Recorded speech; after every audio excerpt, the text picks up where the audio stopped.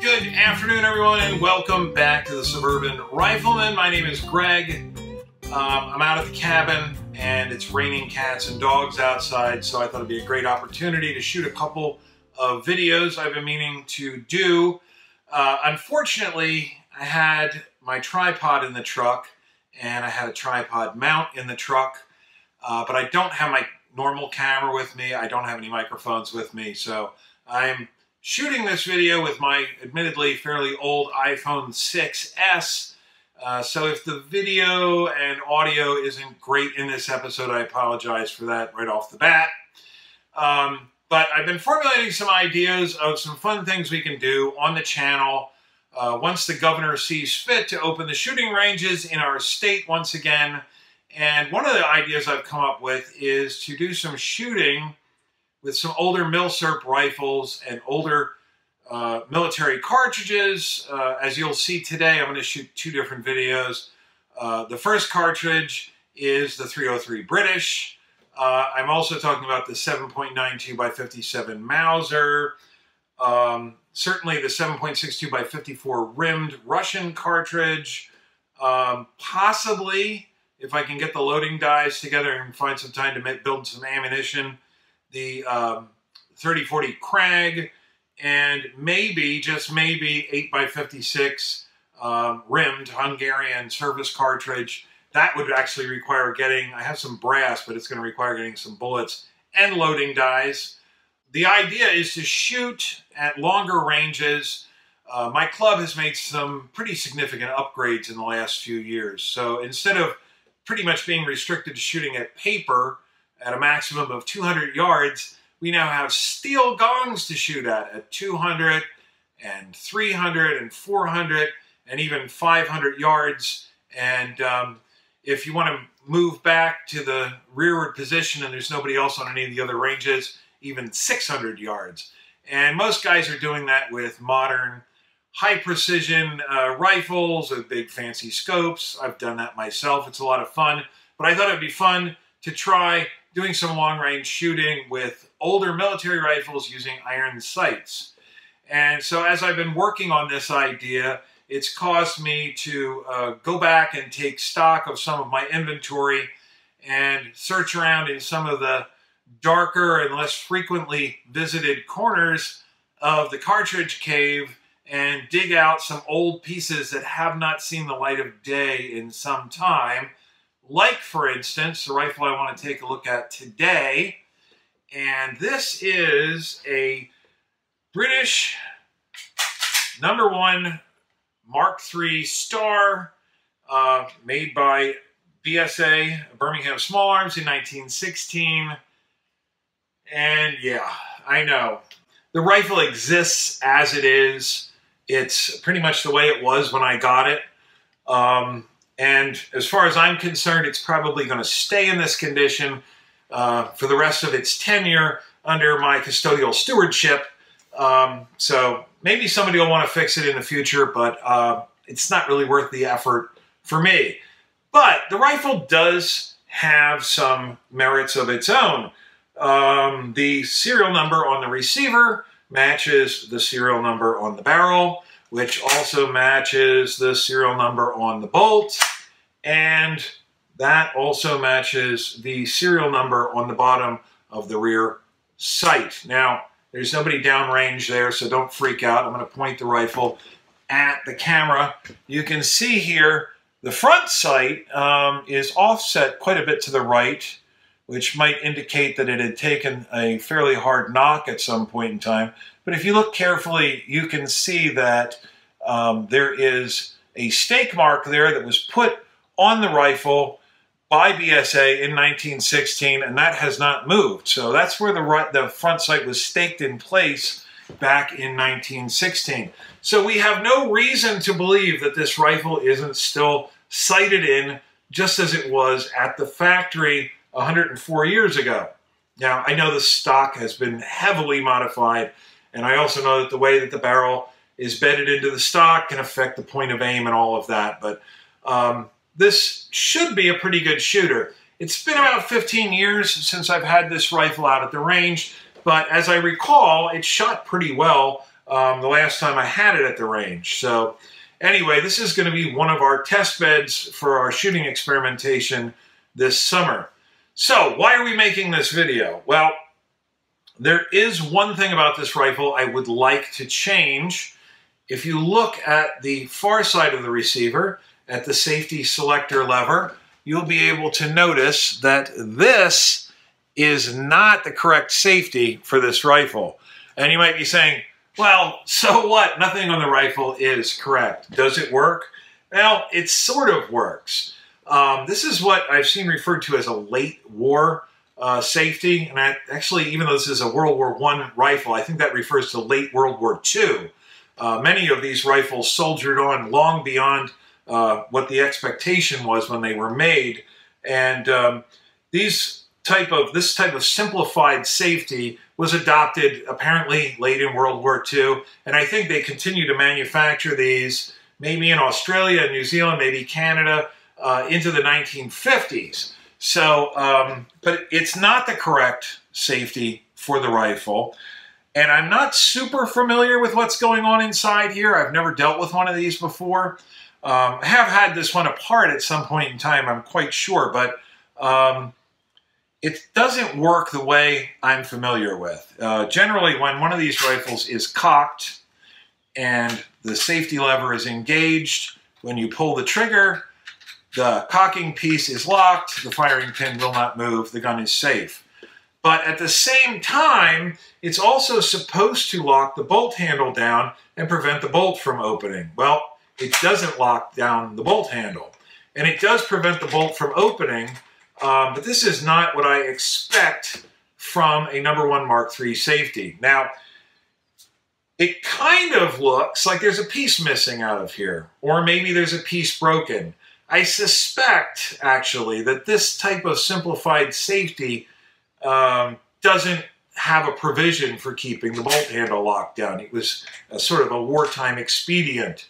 And but anyway, I managed to get the correct parts from Liberty Tree Gun Collectors up in Corinth, Maine. They had all the parts I needed. And this is a very common issue with Lee Enfield rifles, is people having problems with their rear safeties. And sometimes it is something broken or missing, or a spring that has lost its tension. But more often than not, it's an incorrectly assembled safety selector mechanism. There's about 5 parts in an average one. I don't think there's 5 parts in this one, but there's supposed to be 5 parts. And there's about a half a dozen ways to assemble them incorrectly, and only one way to assemble them correctly. And if you assemble them in any of the incorrect ways, the rifle's not going to work properly, the safety's not going to work properly. You'll be able to assemble it, but it's not going to be correct. So I'm not going to go over all the incorrect ways to assemble the safety, but I am going to show you the correct way to do it on the No.1 Mk3. The safety for the No.4 is orientated a little bit differently on the rifle, but the principle is basically the same. So if you're having trouble with your No.4 Mk1 safety, you should be able to take a look at this video, see what I'm doing with this safety, and sort of extrapolate it for your own purposes. So I've probably talked way longer than anybody wants to hear me talk, so let's move right over to the bench top and install this safety the correct way. All right, guys, so here is our rifle. It is unloaded. You can see there's no magazine inside the mag well. The chamber is empty, and I've got the bolt open, but let's go ahead and just remove the bolt. If you're not familiar with how to do this on a No.1 Mk3, you just pull the bolt to its rearward most position. The bolt head will just snap up and rotate, and just withdraw the bolt from the rifle and set that off to the side. Now you can get a good look at our safety mechanism here. There's the lever, there's the tensioning spring, and there's just a single screw that holds everything in place. I have the correct sized bit in my gunsmithing screwdriver here. So we're just going to go ahead and remove that screw. That took slightly more effort than I was hoping. but we got it loose. Set the screw aside. Now this spring should simply lift off, and it does, and that's all there is to that. Oh, I used red Loctite, that's why. Or somebody used red Loctite. That's why it took so much effort. And now the safety selector lever simply lifts out of there, and yeah, that's all there is to this type of safety. I guess it's not designed to lock the bolt. There's no provision for doing so. Interesting. Very, very interesting. As I said earlier, I am not particularly familiar with this type of safety. So, all right, we'll set that aside and we'll get out the parts for the correct safety for this rifle. So as you can see, now we have the parts laid out for the correct type safety. And it's quite a bit more involved than this simplified safety. With this, we just had a safety lever, a spring, and a screw.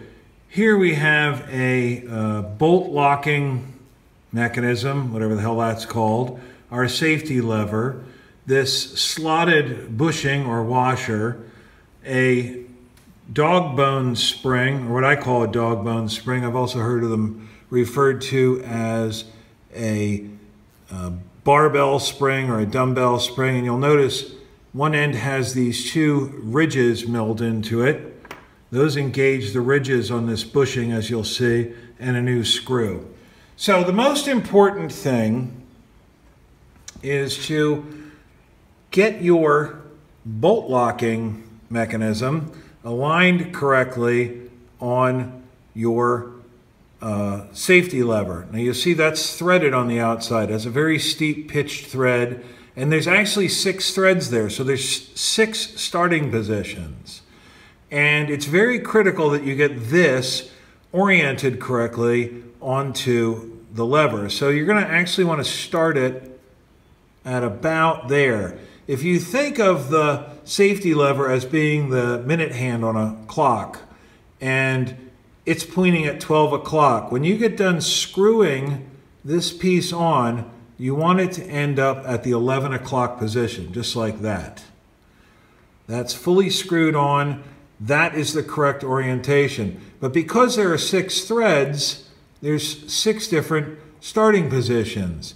When you have this screwed all the way on, it could end up almost anywhere. Any of these are incorrect. The only correct position, and you get there by starting just about like that, maybe at the 8:30 position, and you end up at 11 o'clock. That's where you want to be. So now I'm going to put some grease on these threads to keep these nice, and I'll install it, and then we're going to go ahead and put it into the rifle. So you can see I've got this pretty liberally greased up. The locking mechanism is at the correct position, and you can see, I mean, it'll be flipped over, but you can see the orientation is going to be about like that. So it's going to go into the rifle about like so.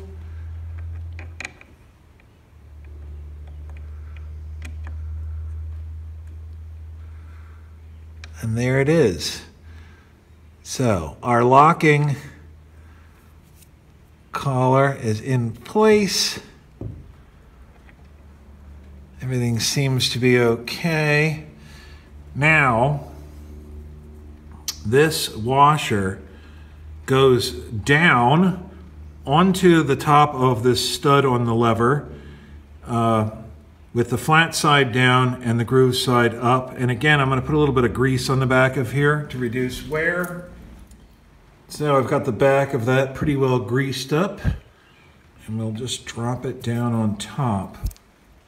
So now here's our dog bone collar, and you can see those 2 ribs are supposed to be in line with the 2 notches on the washer. So it should be aligned just about correctly. we'll get that down on top of that stud and just make sure that those are engaged with the grooves, and they are. And now we take our screw, our little brand new screw here, and we try to start that in the hole. Make sure to start these threads with your fingers. Don't start cranking on it right away with the screwdriver. And we'll get in there with the screwdriver now that we have the threads started, and we'll just carefully run this in. Don't over tighten it, very important. Just get it nice and snug. Now we'll check the function of our safety. Snaps rather positively. Oh yeah. Very good. And I think we're back in business. So now we'll reinstall the bolt and make sure that everything functions correctly.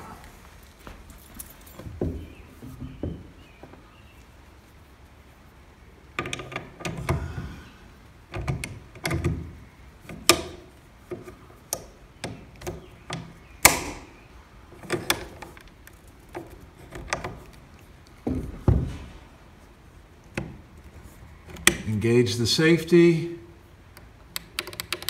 The gun doesn't fire, and the bolt is locked as it should be. So, that was a fairly straightforward and easy operation, and it's a really nice upgrade.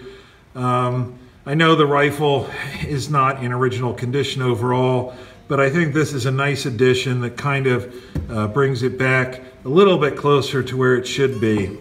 I always think that this spring looks an awful lot nicer than this thing that looks like something that was bought at Pep Boys. I know that this is a type of correct safety, but I don't like it. And this one functions in the manner to which I am accustomed. I don't think I can really add too much else, so let's go wrap this up. So correctly installing the safety selector mechanism into your No.1 Mk3 rifle is a pretty straightforward process as long as you get all the parts oriented correctly. It's not a daunting task. Anybody should be able to do it. And I hope this helped you out. I hope you enjoyed this video. If you did, please consider subscribing, liking, sharing, telling your friends. If you're already a subscriber, click the little bell icon down below. That will allow YouTube to send you notifications when I post new content to the channel. And when I do that, I hope to see each of you here then. Later, guys.